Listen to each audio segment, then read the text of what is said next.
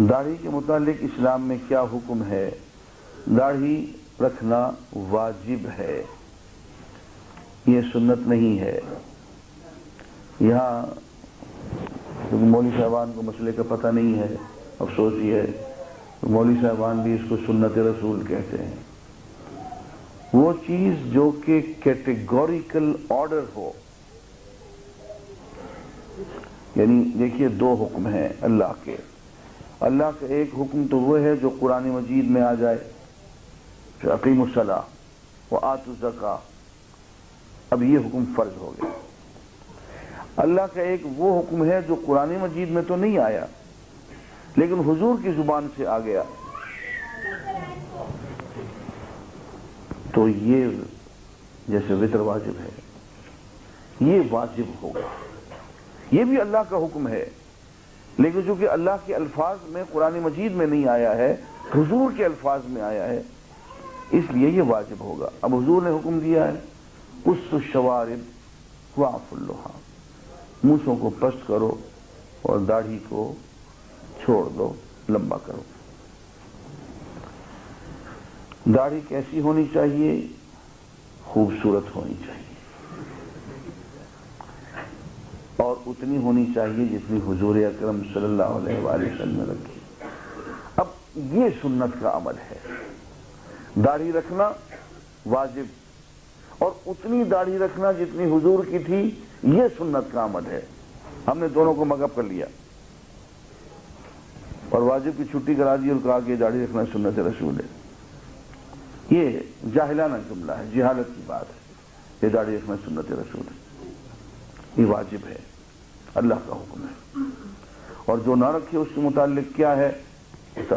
ترک واجب کر رہا ہے، اور ترک واجب جو ہے وہ بڑے گناہوں میں شمار ہوتا ہے۔ ویسے ایک بات یہ عرض کر دوں کہ صبح اٹھتے پہلا کام ہم ترک واجب کا کریں اور دن کی ابتدا اللہ کی نافرمانی سے کریں۔ کبھی اس پہ غور نہیں کیا۔ اور داڑھی کی شرعی حیثیت اور فقہی حیثیت اپنی جگہ پہ، میں اس کی ایک اور حیثیت آپ کو بیان کرتا ہوں، اس پہ ذرا غور کریں۔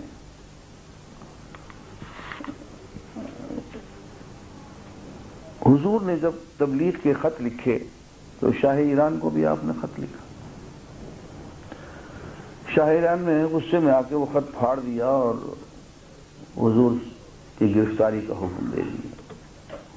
اپنے گورنر سے کہا گرفتار کر کے میرے حضور پیش کرو، تو اس نے 2 سپاہی بھیج دیے حضور کو گرفتار کرنے کے لیے۔ سپر پاور تھی، کر سکتے تھے وہ۔ تو 2 سپاہی جب آئے تو حدیث میں ان کا حلیہ بیان کیا گیا کہ ان کی شیو بنی ہوئی تھی، ان کی مونچھیں بڑی بڑی تھی۔ تو حضور نے ان کو دیکھ کے آپ نے رخ دوسری طرف پھیر لیا